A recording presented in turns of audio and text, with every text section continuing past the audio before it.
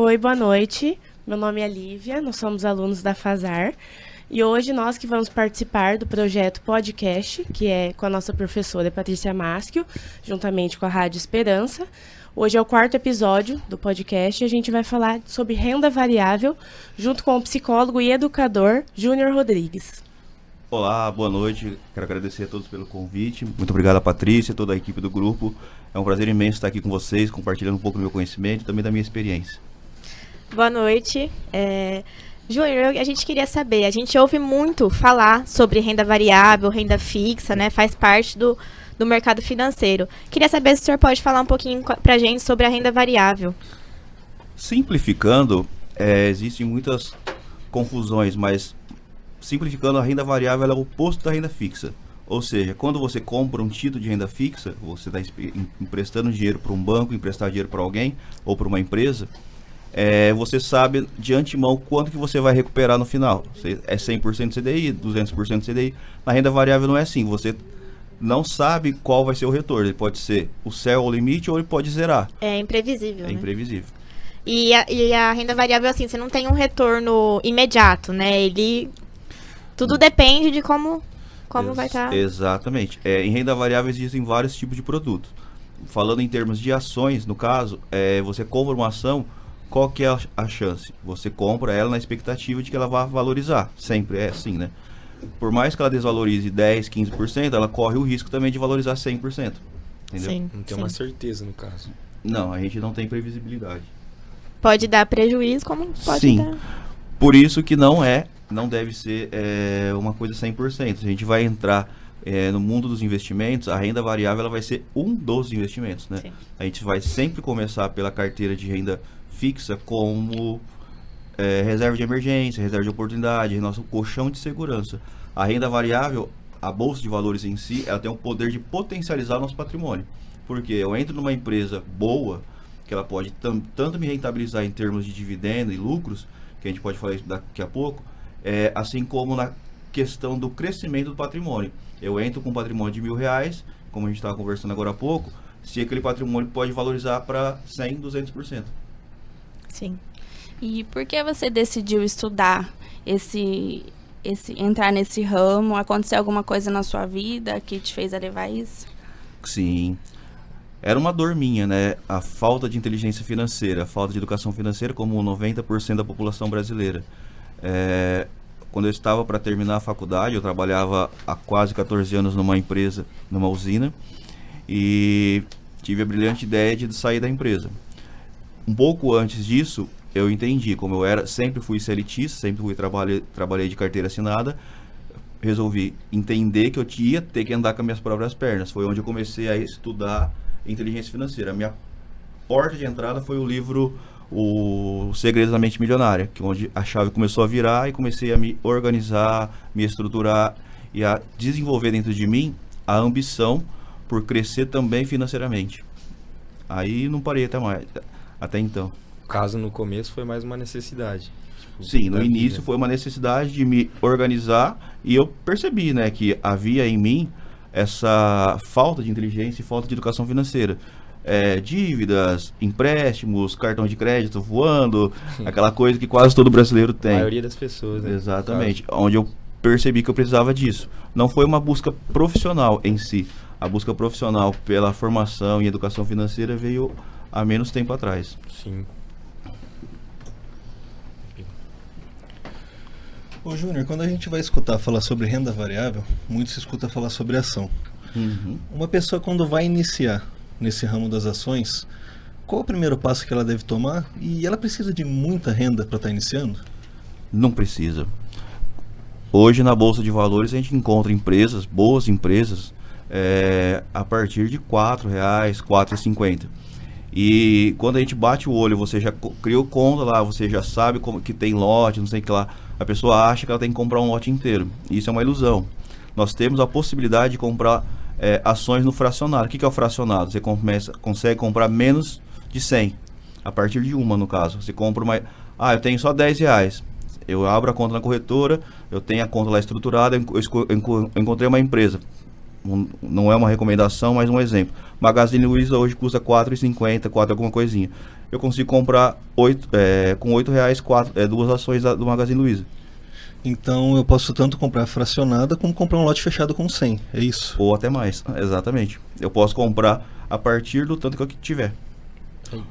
Óbvio de que, tem um detalhe, né? Eu tenho que saber se a corretora que eu estou operando, ela cobra corretagem ou não. Se ela não cobrar corretagem, beleza. Com R$4 eu consigo operar. Agora, se eu estiver trabalhando numa empresa, numa corretora que ela me cobra corretagem, que a maioria delas é R$4,50, R$4,90, aí eu vou ter que me atentar, que eu vou ter que ter os R$4 da ação e mais os R$4,90, R$4,50 da corretagem. Júnior, você citou que eu preciso de uma corretora, certo? Se eu quiser sem uma corretora, eu não consigo estar comprando uma ação. Não, a corretora é quem faz a ponte entre nós, a B3, que é a Bolsa de Valores do Brasil, e a empresa na qual a gente vai estar investindo, ou um fundo que a gente vai estar investindo. A corretora é quem faz a ponte, ela nos interliga entre a bolsa de valores e a empresa ou o fundo que você vai querer investir. Então, no caso, um exemplo, eu estou em casa e quero investir na bolsa, eu não consigo direto não, a gente ir não lá tem, e fazer um investimento. Não, a gente não tem esse acesso. A gente tem que ter uma conta ou num banco normal, que hoje em dia os bancos tradicionais, Bradesco, Itaú, eles já têm. No próprio aplicativo normal eles têm essa opção, ou criar uma conta numa corretora, que eu acho mais recomendável, tipo XP, BTG, Rico, e criar uma conta. Eles vão criar a sua conta na B3, eles vão te hospedar na B3, porque quando você compra uma ação, a ação não fica na corretora, nem o dinheiro. Eles vão hospedar, dizendo de uma forma simplificada, essa ação ela vai ficar na B3, entendeu? O título, a ação é um título. E eles, no caso, também dão um auxílio para você, né? Tipo, eles vão fazer o intermédio. É como se fosse um corretor mesmo. Sim. Eles vão fazer a ponte, então é tudo automatizado, né? Você não vai falar com ninguém. É dentro do seu home broker, no aplicativo, no seu celular. E quando eu vou, assim, iniciar, tá? Eu decidi que eu vou comprar ações, eu quero investir, eu tenho dinheiro. Eu tenho algum passo que eu tenho que fazer antes? Tô com dinheiro aqui, vou entrar de cabeça nas ações e...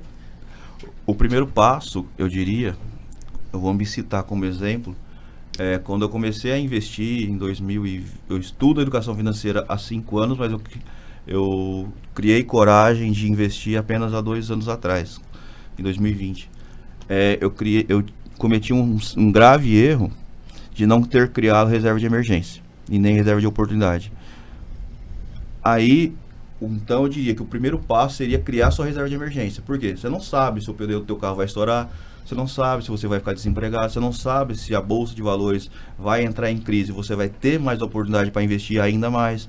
Então nós temos que ter o nosso colchão de segurança e também nosso colchão de oportunidade, que normalmente vai ficar mais ou menos nos mesmos lugares, em investimentos seguros, que vão nos proporcionar uma rentabilidade confiável e não vai ter desvalorização, como que acontece na bolsa de valores. Eu não posso, eu vou comprar R$1.000 em fundo imobiliário e eu vou ter como uma reserva de emergência. Não, porque tanto a ação como o fundo eu não consigo ter acesso à grana no mesmo dia que eu vender, entendeu? Eu vou ter ação D mais 2, D mais 4, ou seja, hoje mais 2 dias, hoje mais 3 dias, D é dia, a gente vai ver lá. Agora, renda fixa não. Eu coloco numa renda fixa, se eu precisar da grana hoje, morreu uma pessoa, eu tenho que viajar daqui para São Paulo. Até às 5 horas da tarde eu consigo pegar essa grana, ainda hoje, entendeu? Variável, no caso. Na renda variável não. Além de eu pagar a corretagem, se eu tiver numa corretora que me cobra corretagem, eu vou ter que esperar essa grana cair na minha conta corrente daqui 2 dias. No caso, então, a renda variável tem menos liquidez em relação à renda fixa. Sim, com certeza. E isso também depende da empresa que você está investindo. Existem empresas que você compra e você se arrepender. Hoje, um exemplo, você compra uma ação da Vale. Se você se arrependeu de ter comprado, eu falo assim, vou vender. Em 5 minutos no seu home broker ou em menos você vende. Agora tem empresas, não vamos citar nome. Hoje mesmo eu tentei comprar uma na minha carteira de oportunidade, uma empresa um pouco polêmica. E nem comprar eu consegui. Por quê? São empresas que não têm liquidez, né? Não estão tão disponíveis assim no mercado. Às vezes nem tem gente vendendo, às vezes nem tem tanta gente comprando. Quando a gente vai montar uma carteira de investimento, a gente tem que estruturar, planejar muito bem. E falando do que você disse sobre começar a investir, eu sempre digo que o primeiro passo é a educação financeira. Você tem que saber aonde você quer chegar, para onde você quer levar a sua vida e qual tipo de investidor que você quer ser. Eu vou entrar na bolsa de aventureiro, eu não quero ser dono de empresa, eu quero levantar uma grana, daqui 5 anos eu vou sair fora e vou casar, seja lá o que for. Ou não, eu quero ser participante, eu quero ser dono de uma empresa. Ser dono de uma empresa que eu falo é o mesmo passo de que se você saísse daqui, vou montar uma escola, vou montar uma sorveteria. Eu sou dono, sou parte daquela empresa, não importa se essa empresa é o Banco do Brasil, se é a Caixa Econômica Federal, se é uma empresa de energia elétrica. Eu vou estudar essa empresa, vou visitar os sites de notícia que essa empresa tem. Todas as empresas, elas listadas em bolsa, elas são obrigadas a nos dar satisfação do que elas fazem. Trimestralmente elas têm que dar relatório de balanço, elas têm que prestar conta para o associado e também para quem não é associado. Elas soltam o balanço delas, seja bom ou ruim, elas têm que nos comunicar. E o nosso trabalho seria fiscalizar essas Correto. Por isso que para quem está iniciando, eu nunca recomendo lotar a tua carteira de empresa.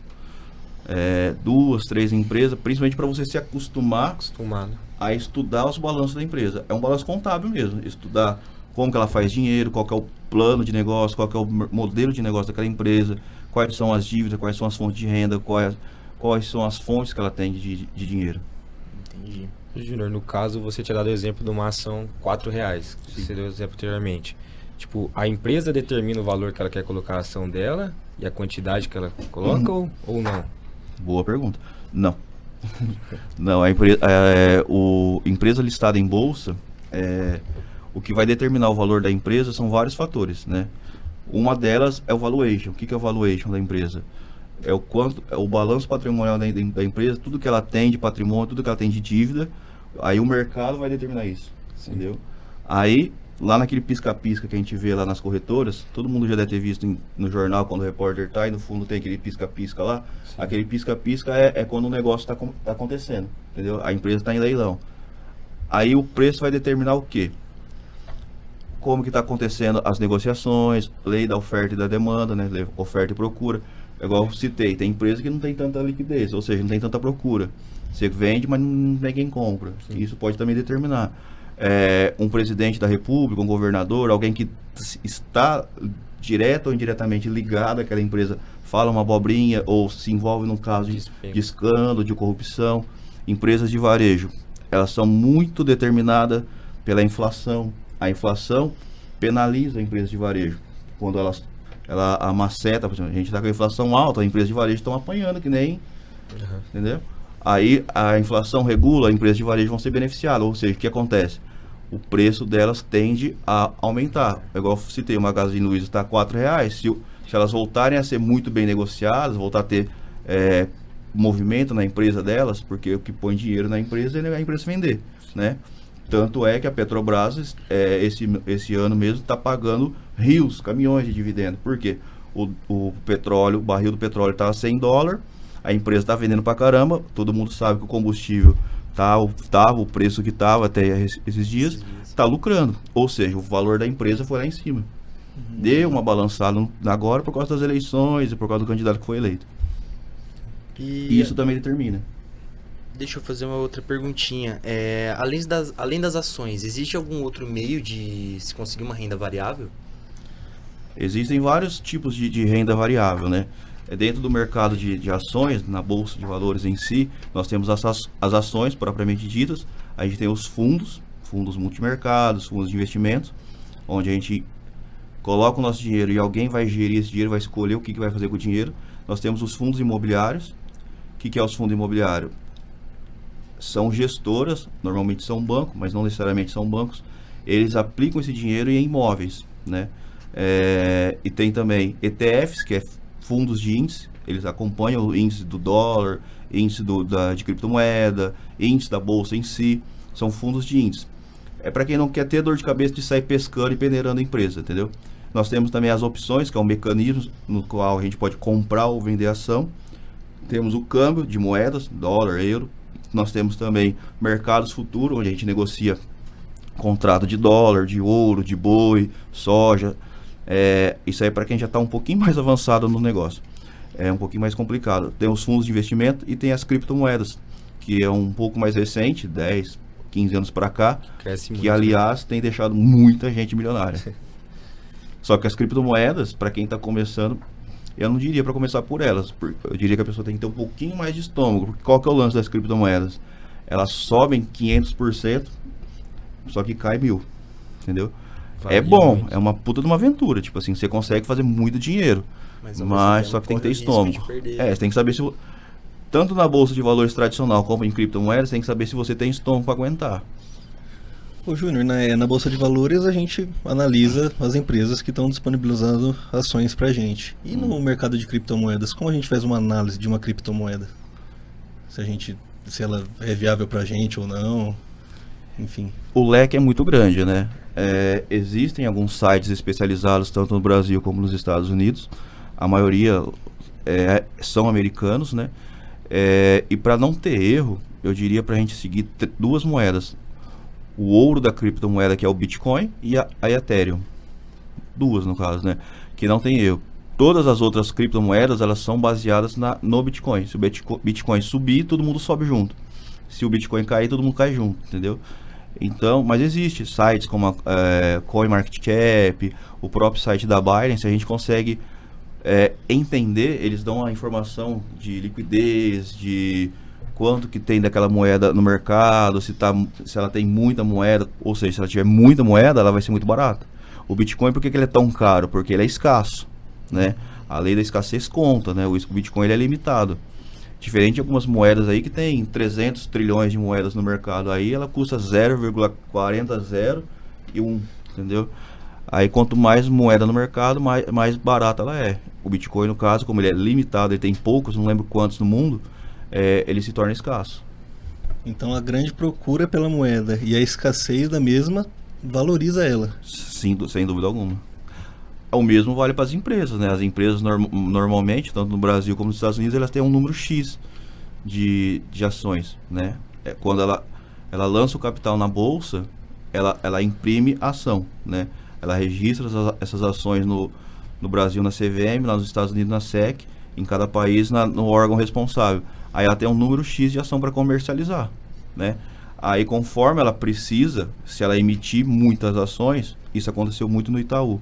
O Itaú, ele emitiu muitas ações, ou seja, hoje o Itaú tem muitos acionistas no Brasil, e todo mundo gosta muito do Itaú, porque é uma máquina de imprimir dinheiro.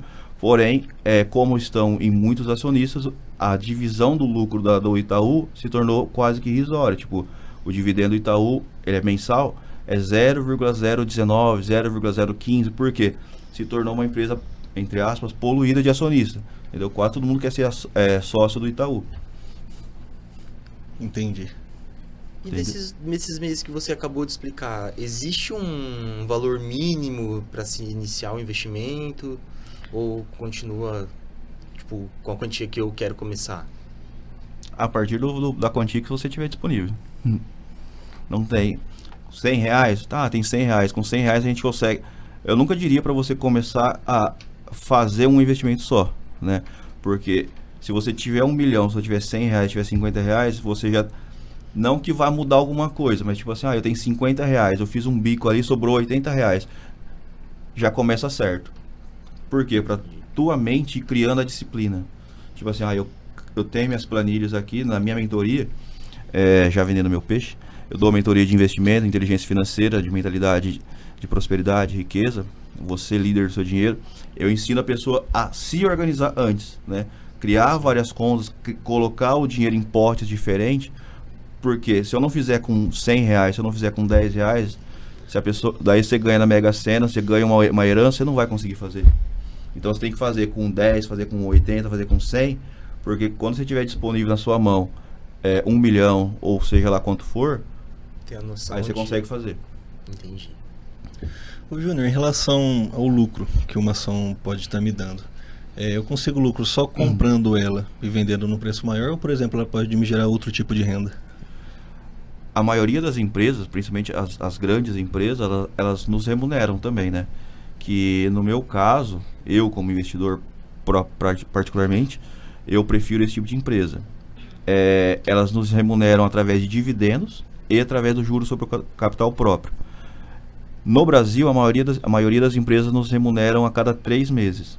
Algumas anualmente, uma ou outra no Brasil, se não me engano, são só o Bradesco, o Itaú e um banco lá do Espírito Santo, que remunera mensalmente. O resto é tudo trimestral, ou semestralmente, ou anualmente. E existe algum outro tipo de renda variável que ela sempre vai remunerar mensalmente? O fundo imobiliário. O fundo imobiliário é uma grande jogada para quem quer fazer dinheiro e você recebeu uma herança, mas você não quer tocar aquela herança. Você recebeu uma casa ou você vendeu uma casa. Eu estou com 200 mil reais aqui, eu consigo fazer uma renda mensal de R$1.500, R$2.000. O fundo imobiliário é show de bola. No caso da renda variável, o que você mais indicaria para a gente é o fundo imobiliário, que consegue ter um lucro mais Eu indicaria todos. Pra quem gosta mais de arriscar, assim, pra quem quer arriscar, tá disposto, qual o investimento da renda variável que você indicaria? Para começar? Para começar. Isso. Boas empresas.